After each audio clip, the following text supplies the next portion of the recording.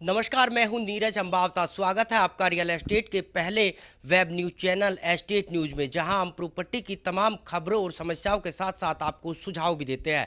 आज हम बात करेंगे टाउन एंड कंट्री प्लानिंग के डीटीपी आरएस भाट जी से, जो उन लोगों के लिए आज सिंघम बने हुए हैं जो अवैध कब्जा और अवैध कॉलोनी काटते हैं।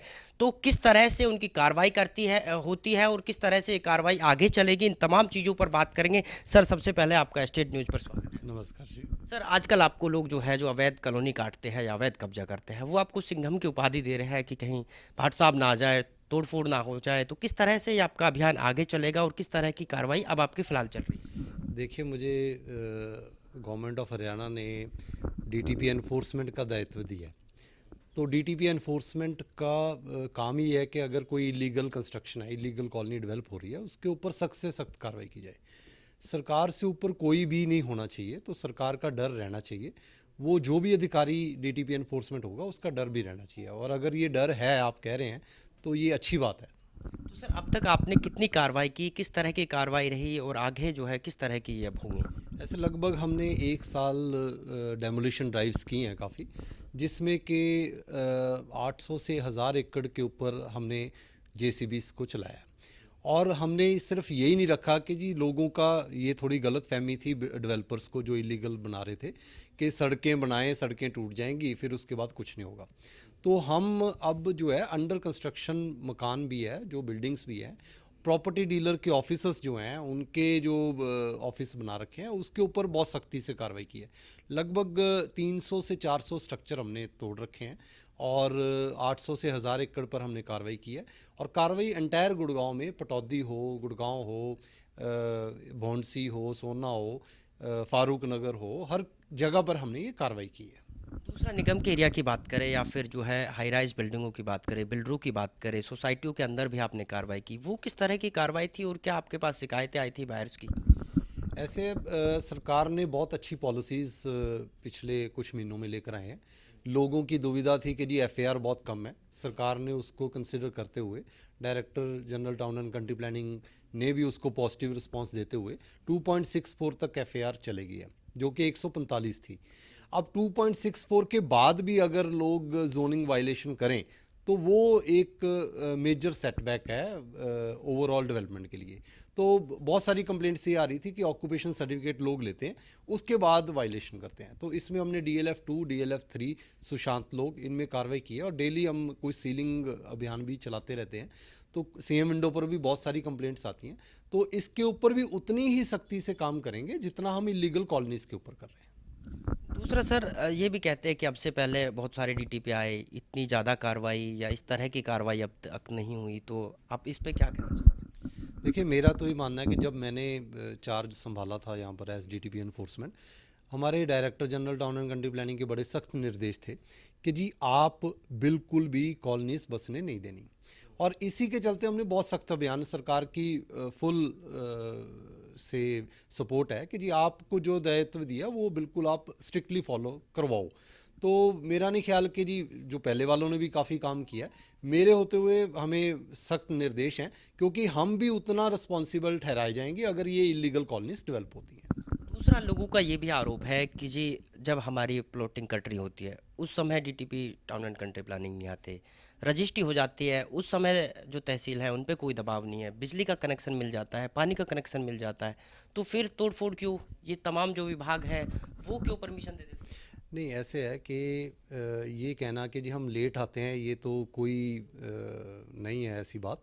क्योंकि डीटीपी एनफोर्समेंट, क्योंकि आज की डेट में मेरे पास एमसीजी का चार्ज भी है, जीएमडीए का चार्ज भी है, म्यूनसिपल कॉरपोरेशन मानेसर का भी है। तो ओवरऑल हमारे पास स्टाफ स्ट्रेंथ अच्छी है। तो हम लगभग जो है हर कॉलोनी के ऊपर हमने कार्रवाई कर रखी है।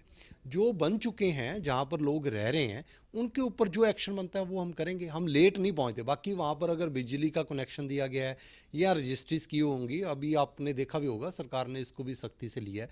तो आगे भी बहुत एक अच्छा फुल प्रूफ सिस्टम जो है रेवेन्यू डिपार्टमेंट के साथ कोऑर्डिनेशन से, अर्बन लोकल बॉडीज़ के साथ कोऑर्डिनेशन से टाउन प्लानिंग विभाग बना रहा है। और मेरा ख्याल कि ऐसा अच्छा सिस्टम बनेगा जो कि आने वाली ये इलीगल कॉलोनीज़ को डेवलप करने में काफ़ी योगदान होएगा। अब तक आपने जो है इलीगल जो कॉलोनियाँ थी उन पे कितनी एफआईआर जो है अब तक दर्ज कराई है, जो लोग प्लॉट काटते हैं बनाते हैं उनको लेकर, और किस तरह की कार्रवाई जो है उनके खिलाफ कोर्ट में भी की जा रही है? ऐसे है कि जो भी हम कार्रवाई करते हैं, जैसे कोई भी इलीगल कॉलोनी के अगेंस्ट कार्रवाई की, उसमें जो भी लैंड ओनर इन्वॉल्व है जिसने वायलेशन की है, उसके अगेंस्ट हम साथ के साथ एफआईआर भेजते हैं। और पुलिस डिपार्टमेंट का मेरा ये मानना है कि बहुत ज़्यादा कोऑपरेशन है। चाहे हमारा शेड्यूल अप्रूव करना हो, मैं डिप्टी कमिश्नर गुड़गांव का भी धन्यवाद करता हूँ कि जैसे मैं शेड्यूल भेजता हूँ इमीडिएटली उसको अप्रूव किया जाता है। पुलिस डिपार्टमेंट से हमेशा सपोर्ट रहती है कि जी कभी भी हमारा कोई demolition program out of the way, ये कारण कि जी पुलिस नहीं मिल सकती, इस कारण बहुत ही रेयर है कि जी डेमोलिशन शेड्यूल ना हो। तो मेरा ख्याल ओवरऑल सपोर्ट से पुलिस इमीडिएटली एफआईआर भी लॉन्च कर रही है। डीसीपीस जो हैं गुरुग्राम में, वो पर्सनली भी फ़ोन करके कहते हैं कि जी आपकी जो एफआईआर्स हैं उसकी लिस्ट भेजें ताकि इंपॉर्टेंट इसके ऊपर कार्रवाई की जाए। तो ओवरऑल बहुत अच्छी कोऑर्डिनेशन के साथ काम चल रहा है। दूसरा सर, जो कार्रवाई आप लोग करते हो, कई बार लोगों के बीच तनातनी हो जाती है, माहौल बिगड़ने की भी संभावनाएं रहती है, तो उसको किस तरह से आप मैनेज करते हो? क्योंकि कई जगह देखा गया कि तोड़फोड़, टीम पर पथराव भी हो जाता है, मारपीट भी उनके साथ होती है, तो उन तमाम चीज़ों को आप कैसे निपटते हो उनसे, और किस तरह से उनका जो है आप निपटाते हो? देखिए जी, ये तो एक मैनेजरियल स्किल है। अगर मैं जा रहा हूँ, मेरे साथ पुलिस फोर्स भी है, मेरी अपनी टीम भी है, ओवरऑल सारी टीम रहती है। तो अगर एक दो बार ऐसे हुआ है कि लोगों ने गलत बोलने की कोशिश की है, पथराव करने की कोशिश की है, लेकिन आप ये देखें कि जहाँ भी ऐसी कोशिश किसी ने की है, वहाँ पर हमने और ज़्यादा सख्ती से पेश आए हैं, और ज़्यादा सख्ती से तोड़फोड़ हुई है, उनके against FIR same day launch हुई है।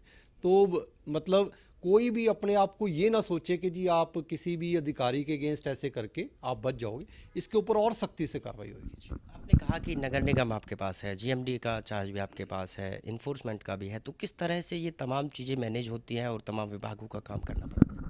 ऐसे है कि जी director general town and country planning department से अलग निर्देश हैं, कमिश्नर एमसीजी भी अपने इश्यूज़ हमें डायरेक्शन देते हैं।